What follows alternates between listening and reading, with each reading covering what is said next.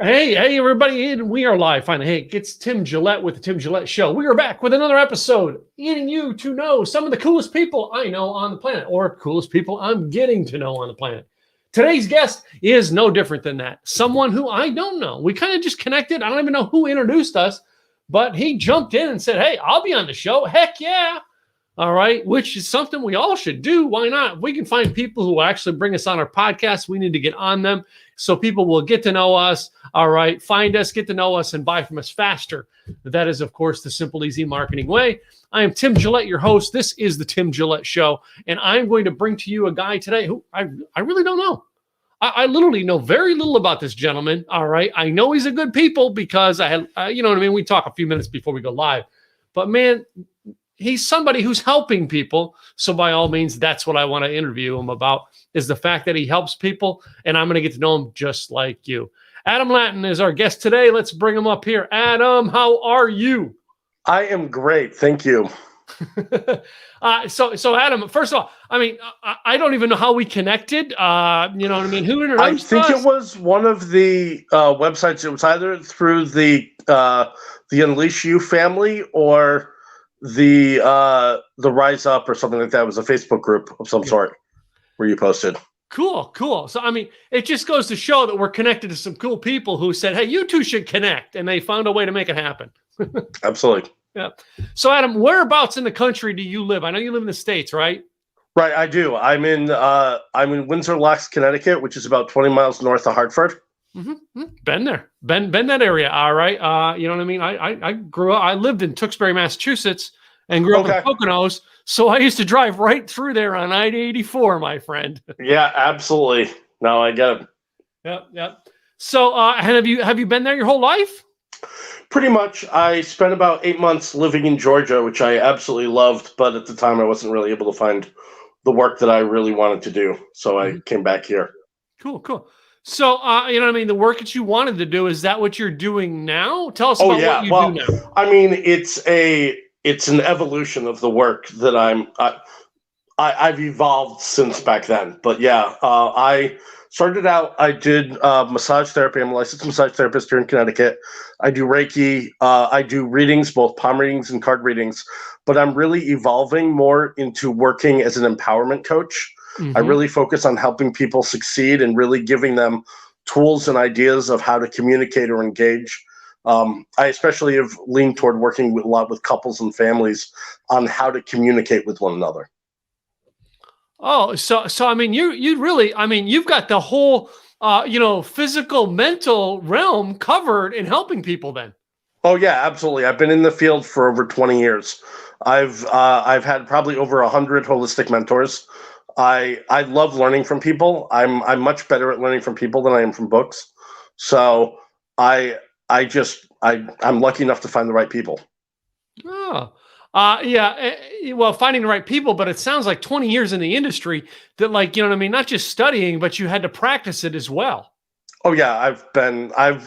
I've had the opportunity to read for over 35,000 people since I started doing readings, because I do these events in schools in both Connecticut and Massachusetts where I'll read for like 4 hours and I'll read for 70 kids.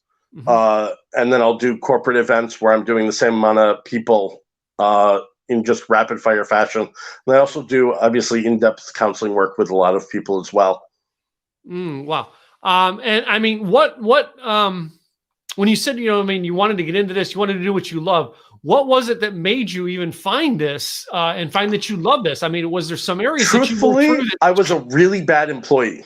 Like that was the first thing. Is I started out working like in '97 in just like small corporate America things, and I found that I'm really just not good at dealing with being disrespected. So by the time 1999 rolled around, I realized I really needed to be working for myself. So somebody suggested to me that they thought I'd make a really good massage therapist. So I looked into massage therapy and I started going to school in 1999, and I was licensed by the time 2001 rolled around, and I've been doing, and I was already Reiki certified by that point. I've been doing it a ton of stuff. And then after my Reiki certification, I just sort of started exploring all sorts of different holistic and spiritual directions. Mm-hmm. It was just it's been an amazing journey. I have to say, I love my life. Oh, well, it's good that you love it. All right. That is probably the one thing that I find most people who are successful is they kind of have something around loving what they do. That doesn't mean they love doing it all the time. It means there's work involved, I do. But yeah, they kind of have a heart for what they do. Yeah. When you got into this, all right, I know, and I think you're like the fourth massage therapist I've actually had on the show in the past year. So, I mean, and I've had them from all four corners of America. So it's kind of good. I finally now have New England checked off on the corner. But in New England and Connecticut, especially, all right, what kind of education do you have to go into? Would one have to go into to be a massage therapist? You need 550 hours and I can't remember the specific number of actual practical massage hours. Then you have to take a national test. Mm-hmm. And then, it's really not bad. There's all sorts of different programs. I started out in one and I ended up in another, but I don't know. I only keep my massage therapy license now because I work a lot with people with trauma and PTSD. Oh, yeah. And with the right techniques, when someone experiences physical and or sexual trauma, it changes how their nervous system responds to touch. There are actually techniques that you can work with to help reduce the negative impact of how someone responds to touch. You can create positive, you can rewire in a more positive way, at least in some cases. It doesn't mean you completely can reverse the damage, but it can at least reduce the impact of the damage that someone's experienced. And so that's why I really keep it. Mostly my work is really more on the empowerment side and the counseling side nowadays. Well, I mean, and it's interesting that you say that. I mean, when you bring it into the touch, I have two different massage people that I use. Number one is a lady who comes in and it's the muscles in my body she's trying to get to relax. The other one has me doing breathing techniques. All right, stretching while she's massaging me, stretching. All right. Right. You know what I mean? And it's almost like getting me in a meditative state. So it's like it's got a holistic feature to it, but the other one's just like muscles. Yep. All right. You do both then, I guess? No, I really don't do, as I said, I don't do most. I mean, I did some of the musculature. It's more for me, I've always been more connected to the benefits of where it can put you mentally and emotionally. Like I know some of the, there's sports massage and there's all sorts of different types that are out there. There's something called Rolfing, which is really just tearing into the muscles and completely regrouping and stuff like that. I was never really drawn to that piece. Obviously, I had to go through school and learn some of it, but it's just not where I personally connected with. But because I've been in the field for 20 years, if somebody comes to me and that's what they want, I can recommend and refer out. I have a laundry list of people that I refer out to for all sorts of different purposes. Mm-hmm. So.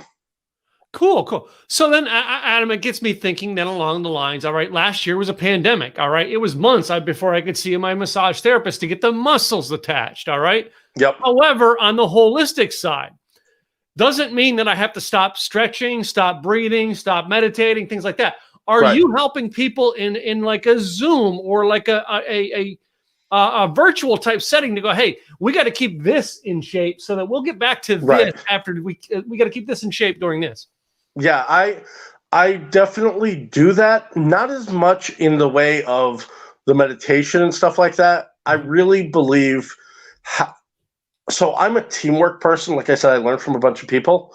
I believe it's really important to create community for ourselves. Mm-hmm. And so more of what I do is, yes, definitely a lot of what I've been doing, not really Zoom so much. I'm not huge on the whole video thing, but by phone. Like I do a lot of phone sessions and I have a lot of phone clients. I had a client in New York City refer me to somebody in Louisiana. And then within 6 weeks, I had 23 clients in Louisiana that I was working with all kind of at the same time at one point. So it's like I work with people in different ways. It's just that it's more about giving them tools to create and have success in their life rather than just release tension. Mm-hmm. Like I'm a pro. I really believe in taking proactive action and really engaging with helping people choose the life that they want to have. Mm-hmm. Well, I get it because you know what I mean? I realize my body's not getting any younger. All right. I probably got a few age years on you. My body's not getting any younger. However, my mind is the biggest thing that I want to keep engaged. Yeah. And I've learned that my mind controls the muscles. Yep. All right. Absolutely. And I've always believed that. You're backing me up on that. So yeah, of course. there are people out there who are totally ignorant of the mind and are just help me do the muscles, you know. Right. What is your stance on when they want to come to you? Again, I typically, if somebody like that wants to work with me, I'll just refer out to somebody else that's better at that. Mm-hmm. That really just engages with that, because I want to be super engaged with the clients I work with. Mm-hmm. So I'm just not interested in that. And so I know people that are phenomenal in my area, just so many amazing people. And if somebody wants that, I'll usually get a feel for what they're really looking for, and then I'll refer out depending upon who that is. Oh, okay. Well, I mean, you know, I mean, it's interesting. You've got that set of people that you can actually refer out. In 20 years' time, do you keep that? Do you have that list of people you're referring out growing because of the fact that you may have now in our ever-changing, economy, that people are going, well, you know what I mean? My job closed up in Connecticut. I'm moving to New Mexico. Do you have a list of, okay, when you get to New Mexico, this is who you can work with that I know, like, and trust? I mean, I wish that I had a wider brand as far as that goes. I don't really have as many people. I'd say there are a few people, but most of the people that I work with, I've still stuck to the area. You know, I don't know what it is about Connecticut, but I feel like people are even less likely to move out of this area than from people from other areas. Yeah. So, well, I lived in Massachusetts, and I couldn't wait to move out of there. But anyway, we won't get into that. I don't blame you. I'm just saying that a lot of people still stay in the area. The other thing is, believe it or not, transferring your license, depending upon where you are, can be a bit of a challenge and be confusing from state to state. Yeah, I wouldn't think you would move, but I would think, you know what I mean, clients move. I mean, I've lived over the years, I've lived in Massachusetts, Pennsylvania, Florida, New Hampshire, and Texas. Yeah. But I actually have a girl that when I'm in Los Angeles, because before this pandemic, I spoke out there a lot. So I had a girl in Los Angeles who, if I was there for a couple of days under a stressful situation, could come to my hotel. And again, she was mental, physical, and all of that to walk me through. Because let's face it, I'm stuck there for 7 days. I could stress up bad. I want to be able to get somebody that I can know. So I eventually built my networks like that. And I was just wondering if you did the same, started to build that network up, because there's people like me who are going to go, well, Adam, I'm not in town for about 3 weeks. Where do I go? Yeah, no, I get that. But for me, like I keep on saying, I've really moved away from that arena, more into a mental, emotional, holistic, like working more with people's trauma, more with how people communicate, stuff like that. So I imagine that if I really stayed primarily focused in massage, that I would have more of that. But for me, I'd say 90% of my clients now, we don't even do any type of physical stuff. It's really more mental and emotional. Like almost all of my clients are around empowerment, helping them find joy, celebrate their life, learn how to communicate, learn how to be cherished, stuff like that. Cool. So, I mean, it sounds like, 20 years. All right. You said you've studied and connected with a lot of different mentors over the years. What can you say that of anything? Does anyone ever give you like this one word of advice that carries you on through no matter what you do or transition? For example, I lived in Tewksbury, Massachusetts in 1987, and I had a part-time job at a Texaco gas station. Yep. Never in the world would you think that this is where your great wisdom is coming from, right? But this is where I was. I was a young kid, and I was a part-time job. I was just doing something to make ends meet as a start of my family. And a boss said to me, because I was having a hard time controlling the station at night. And I said, well, boss, I have a hard time controlling this. And he gave me this word of advice. He said, Tim, I want you to run your shift at night like you own this place. Pretend that if it costs $1 out of the till, it's coming out of your pocket. If it's going to make $1, it's making you $1. He says, I want you to run this like it's your business on that shift. And I have carried that word of advice with me for 35 years now because of that. And I find that usually when I ask someone like you on the show, hey, do you have a piece of advice like that? Usually you have it.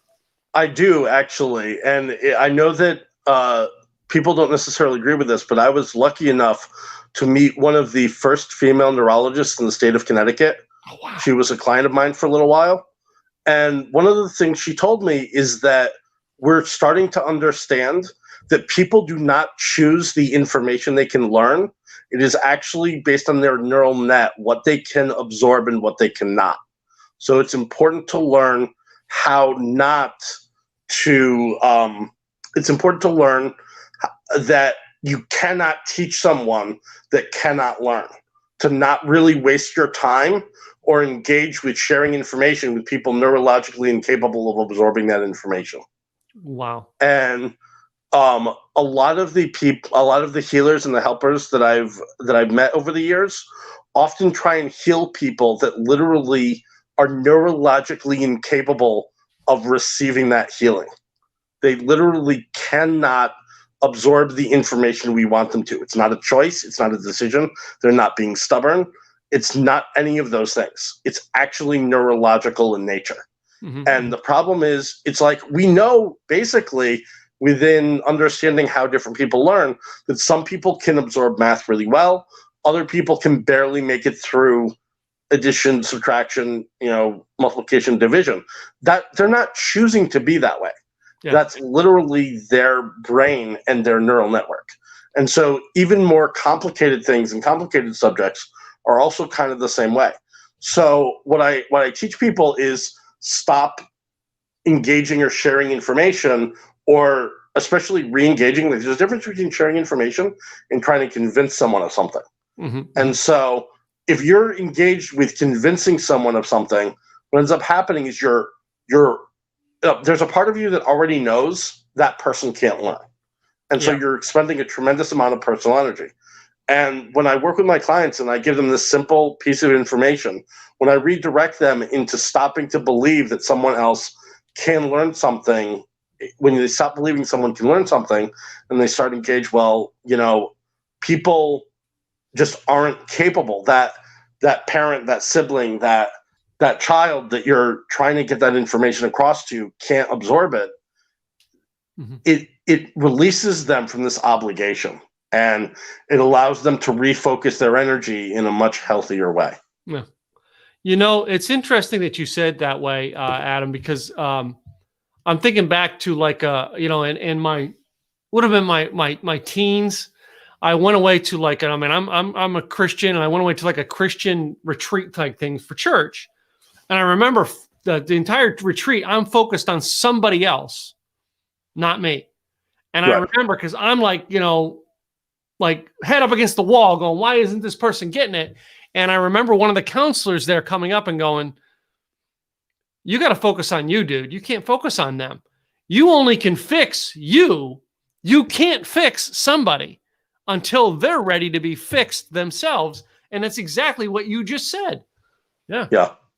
So, yeah, I mean, I definitely believe there are some people that to truly be healed, they need support from the outside. Mm-hmm, mm-hmm. That they can't necessarily do it by fixing themselves. That's one of the things that disturbs me so much in the holistic community is there's this idea that you can do all the work yourself. One of my philosophies and what I found to be true is as a wound happens is how it's healed. So when someone is taught that they are unlovable or they are nothing or they have no value, the best way for them to be in balance is to create a community and to find people that actually see positive in them and they can cheer them on. I agree when somebody says you can't love anybody until you love yourself. but you can't love yourself until you find enough people to love you, to show you what's lovable, to mirror in you what's lovable in you. So it's kind of like, in a way, it's kind of very important. Like, you know what I mean? I had a very loving mother and father. That kind of helped me learn to love myself, is because I had them loving me first. Right. You had it modeling properly, and people assume that everyone has love modeled to them in some healthy way, especially if they have. And we know that's not true. Unfortunately, in today's world, I hate it too, brother. I hate it, because I love that love that I got from my mom and dad, and it really did give me love, you know. But anyway, and I've learned throughout the years that my mom did not get that same love, nor did my dad get that same love growing up, and that's why they gave it to me. Right. Well, and that's you know, stopping the pattern is such a beautiful, powerful process. Yeah, I think it's amazing that you were able to have that experience. Cool. Well, yeah, I'm thankful that I had it. To tell you the truth, every day I wake up, I'm thankful for everything I got, brother. Yeah. Let's talk then. I mean, I know you can't give client details, all right, because you just the way your practice is. But let's talk about. I can give client details. I can't give client names. Names, yeah, okay. But I want to talk about some success stories, some great breakthroughs you've seen some of your clients do. Can we talk about a few of them, maybe? So absolutely, I would love to do that. So my favorite one actually happened probably about 16, 17 years ago. A client came to me, and it was just a short session, but sadly, she'd been attacked by her best friend while she was in college. And she had started developing, she would hide underneath a hat, and she really had trouble engaging in healthy interpersonal relationships. And what we came to understand was that she was so sensitized to the toxicity of where that person was coming from that she hadn't really fully purged the experience. She hadn't really been able to fully let go of it. So we started working together, and I probably only saw her once every month, maybe once every other month. And within 6 months, the hat was gone. Like, I'm sure she wore a hat, but she wasn't hiding underneath it. She then chose a healthier interpersonal relationship, which sadly didn't end up working out. But now she's actually married with 2 kids, has a phenomenal family, and she's just such an empowered person. This person that hid underneath her hat for a time was actually teaching Zumba classes in front of people.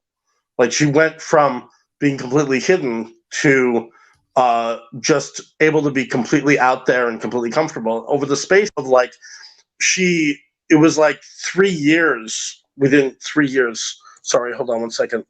Can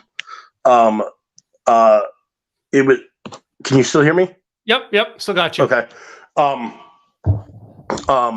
She, within the space of 3 years, that was her entire process of going from feeling, completely broken, because she wanted a family, wanted kids, she wanted all these things.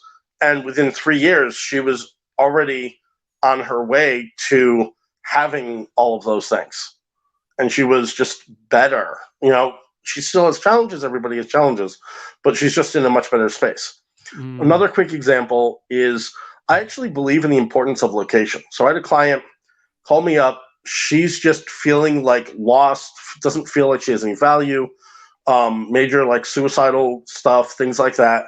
And I literally had a conversation with her, and I said, do you realize you're living around, she was living in a space with 5 other human beings. So there were 6 of them in one space. Okay. She was sensitive to other people. We knew that she was sensitive to other people. And I said, look, you need to move. She was around the Boston area. I told her, you need to move out to the Midwest. So she does that. It so happens that her company had a branch in the Midwest that she transferred to. She already had a job waiting for her. Within 6 months, she didn't suffer or struggle really at all. When I engaged with her more recently, she realized that she's literally in complete charge of her life. She's on the board of a particular, basically a situation where she's really excited about. It's amazing to me the dynamic growth and change that I've seen in people just through simple solutions, simple awarenesses, stuff like that. I love having the opportunity to lead people to having the life that they want in sometimes really unconventional ways. Well, and I'm glad you brought that story up there, Adam, because that literally was my thing. I mean, I grew up in Pennsylvania. You know what I mean? Lived my first few years, I think I was 21, I lived in Pennsylvania. And then I moved to Massachusetts, of all places.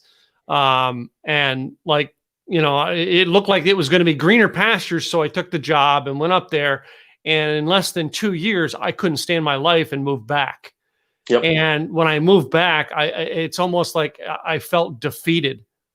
For years. I felt defeated. And then I ended up in a divorce and realized, that's it. I'm done. I've always wanted to move south and west my whole life. I'm doing it while I've got nothing to lose.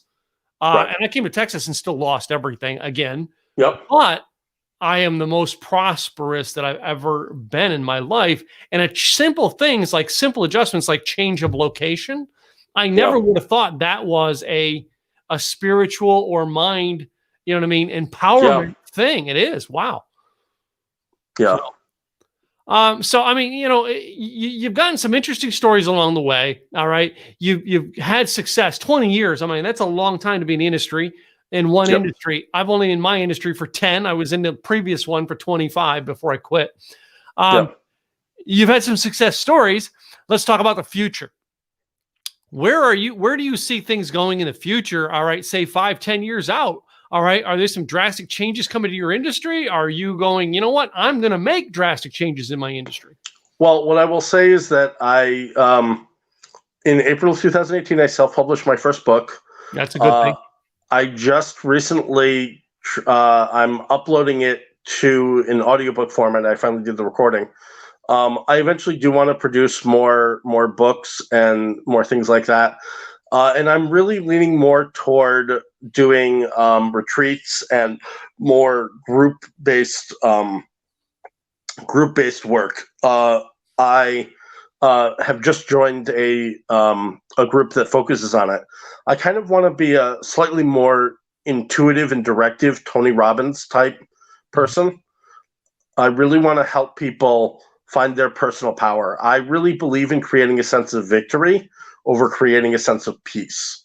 That some people are constantly trying to find peace, and what happens is they never really find what they're looking for because they're looking for the wrong thing. Wow. That's some great things there. Look forward to retreats. Oh my God. I guess you're starting to think of them. Well, hopefully we come out of this COVID thing here soon. Well, I mean, I'm thinking by September, January, we should be back to having more gatherings and stuff like that. I'm really not thinking it's going to be a horrendously long amount of time. I mean, we're social creatures. We really need a lot more of a village.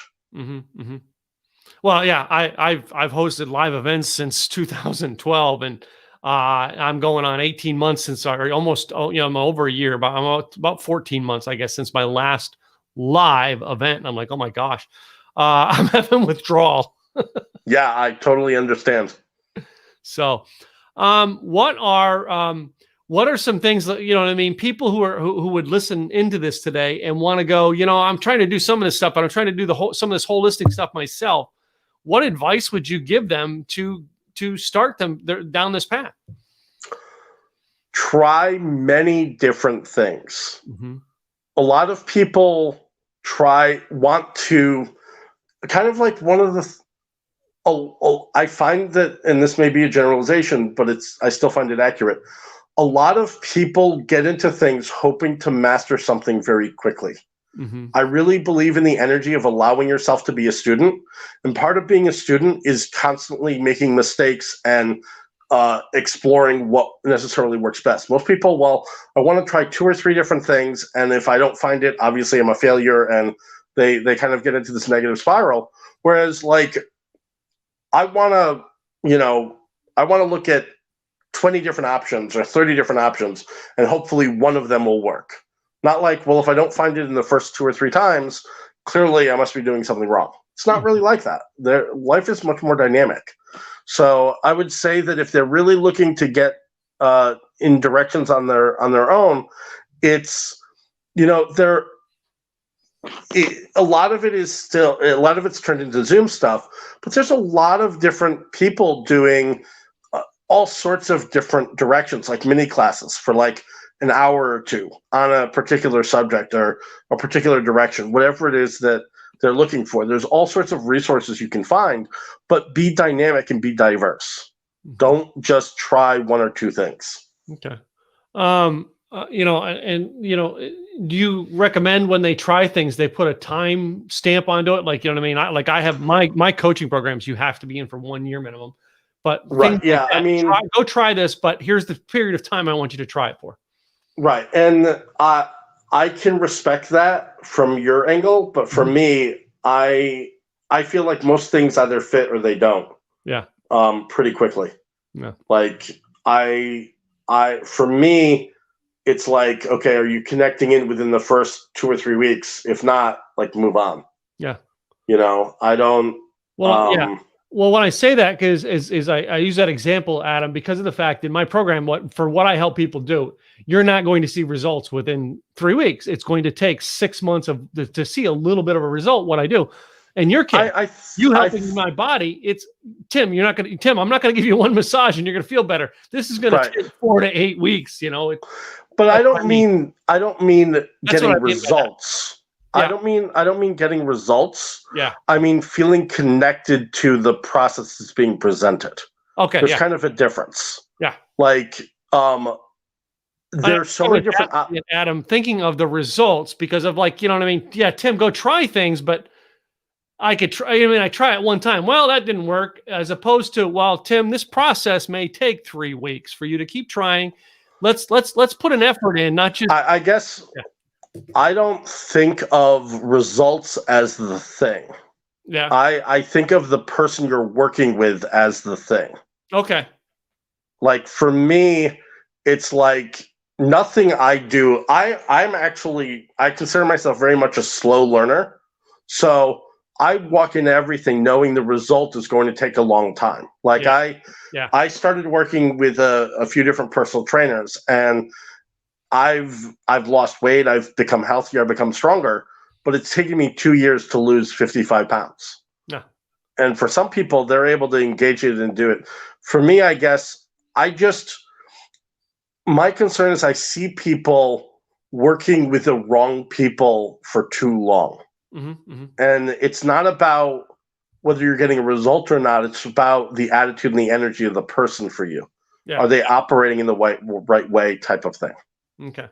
Yeah. And I think when I was asking that, I think what I was thinking of is the program, not the person, is why I think I was asking. Okay. When you said try things, and it's different than what people versus trying things versus programs. So, right. Yeah. So, yeah.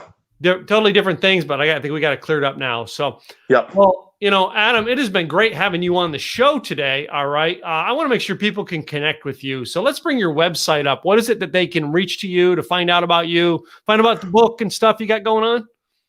Yeah. I mean, mostly you can find out about me at theclearestyou.com.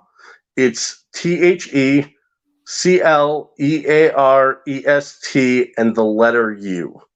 That is like a clever word put together, I thought, for the website. It's so right, cool. Exactly. Well, that I was very lucky. I had somebody who I worked with who really helped me engage with where my focus is. And my focus is I want people to be the clearest. As far as the book itself, it's available through Amazon or Barnes & Noble online. I don't really have a lot of information on the book on my website. Mm-hmm. I will say I'm not very a techno-savvy person.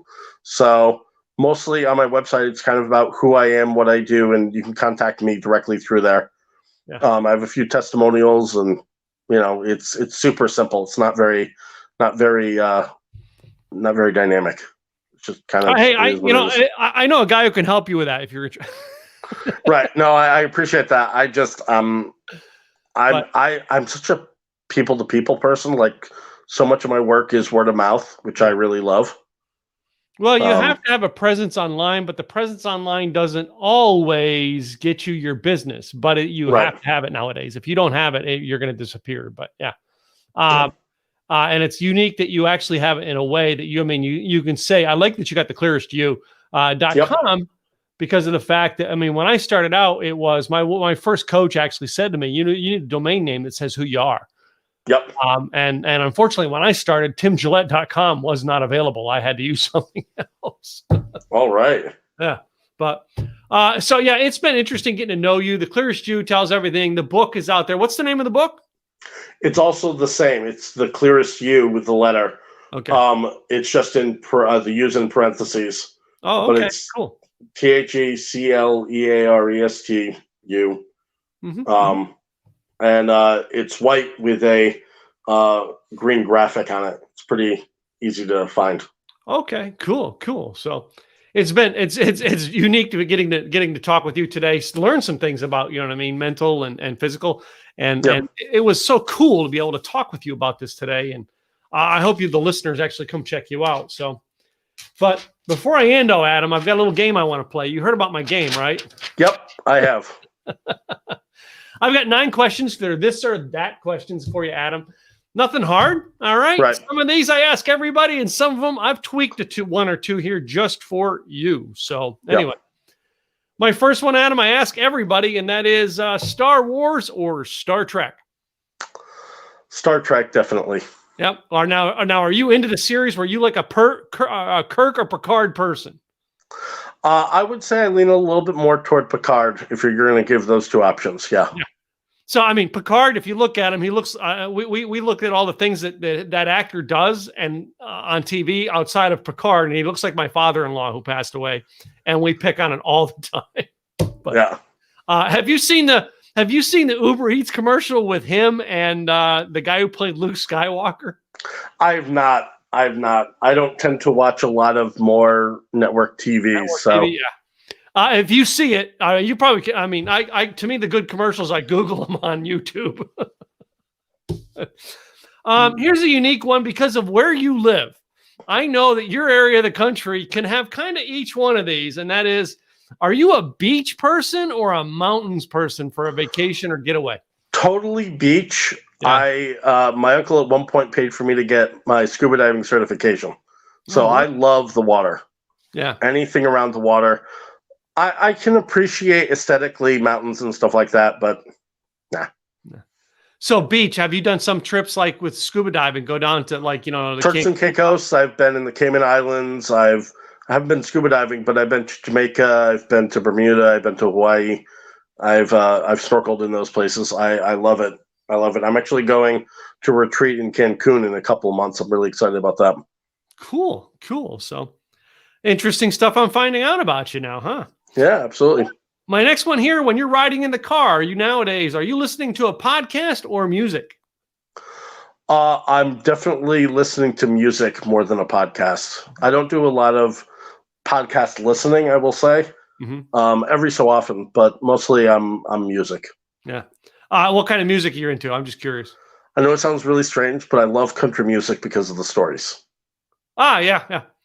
No, there's a lot of country music. I grew up around it. My dad was a big original Hank Williams fan, but anyway. Okay. Yeah. The real old country. Yes. No, I do occasionally get to hear a little bit of that now and again. I was into country music around the Garth Brooks first coming out, the early 90s. That was the country music. Now they're intertwining country and rap and oh my God. Pop. Yeah, no, I know. It's gotten really crazy. Yeah, it's crazy, but there's some cool to it. So you got to look into it. Yeah. My next one here, we move into a couple food products. And the next one I'd love to ask everyone is hamburger or taco? Hamburger, because I can't eat tacos. A lot of tacos have vegetables that my body won't digest. So. Okay, so usually, wait, no. Usually I have people on here and I ask that question. They're like, well, taco, I can't eat meat. I'm a vegetarian. I'm like, you're the first one. No, I can't do certain vegetables. I love a meat eater, right? I'm a barbecue guy. So you just I was born to be a carnivore. My body literally will digest and break down meat very easily. Yeah. Whereas a lot of vegetables are just intolerant. They don't. My body doesn't have whatever it takes to break down the fibrous tissue. Yeah. So I'm the exact opposite as most people. I have this like 4 by like 16 patio outside, and I have this barbecue grill onto it that's about 6 foot wide. Oh my God! You must have delicious food all the time. I have this. Well, yeah, I know. Wait a minute. When we had that power outage here in Texas last week, all right, we were cooking on the grill every night. I got a rotisserie for chickens. You know what I mean? I do ribs. I make my own sauce. I've never done a brisket on it, but I mean, yeah. Oh yeah. Yeah, that sounds amazing. All right, so now I move into you know what I mean, the beverage side. All right, are you a glass of wine or a beer guy? Neither. I actually have gout, which means that I can't drink alcohol, it actually really messes with my system. Yeah. So I do a lot of juices. I really am big into juices, natural juices. There's actually a lot of places around here that do, like, they have like a lot of juice bars and smoothie bars. So I do a lot of those. What's a good juice that you do? Because I grew up on a great carrot juice thing that I had, but yeah. Okay, so I'll 2 different types of things. I'll get like a nice green juice with all sorts of different, because I can't digest vegetables, but I'm not allergic to them. So I'll actually do like a nice green juice to get some of that chlorophyll and nice stuff that I have. And I actually also do unsweetened cranberry juice all the time. I love unsweetened cranberry juice. I just dilute it with water, and it really is just very good for your body. I don't know if you guys have Trader Joe's out there, but there's a Trader Joe's here that has a phenomenal price on unsweetened cranberry juice. Cool. No, I love, I'm a cranberry, like that's the one thing, like we buy cranberries. I make cranberry sauce. Yeah. All right. But it's, it's sweetened, the sauce is kind of sweet, but it still has that tart to it. Every year, like we start in November and through to like, the end of January when we can get whole cranberries, we're making our own cranberry sauces here all the time. So that's great. So my next one here goes to staying in the food category, and I'm not sure you can have this, but let's see your belief if this is right or wrong. Does pineapple belong on pizza? Yes or no? I personally do love pineapple occasionally on pizza. Yeah. I am definitely in the yes category as far as that's concerned. I love fruits. Mm-hmm. I definitely will every so often. I do like a nice, crisp, just cheese pizza every so often. Mm-hmm. Mm-hmm.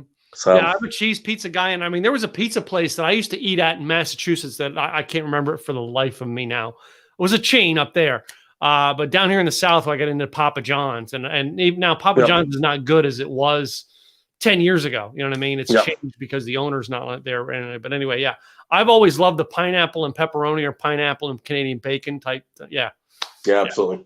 Yeah. How about this one here? My last 2 are the controversial ones that I ask everyone. Toilet paper, does it go over on the roll or under? I'd say I like it to hang down, so I don't know what that would be considered, where it hangs down over the top. So, I don't know if you know this girl, Cammie Baker. She's from New Hampshire, and I interviewed her, and she had the best answer. She's like, I'm a single girl. And if I go to I'm dating a guy and I go to his house 3 times and change that roll from under to over, I break up with him. The relationship's going nowhere. So my last one is one I love to ask everybody. Some people get a laugh out of it, and that is boxers or briefs.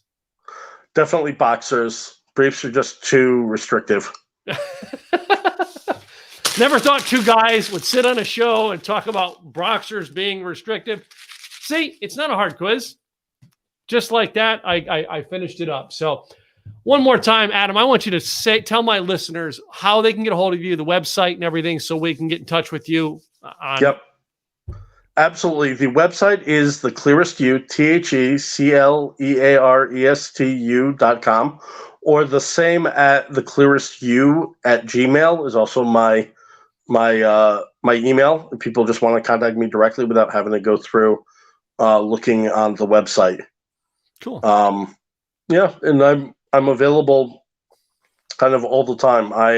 Because this is my full-time job. I work with people at all hours. Cool. Cool. So, Well, I appreciate you, Adam, coming on the show today and sharing your information with people. Some great wisdom you've passed on to our listeners today. We really appreciate you being on the show. thank you for having me. I really do appreciate it. You bet. To you, the listener, I want to thank you for listening in today. And I'm going to please tell you, please go check out theclearestyou.com.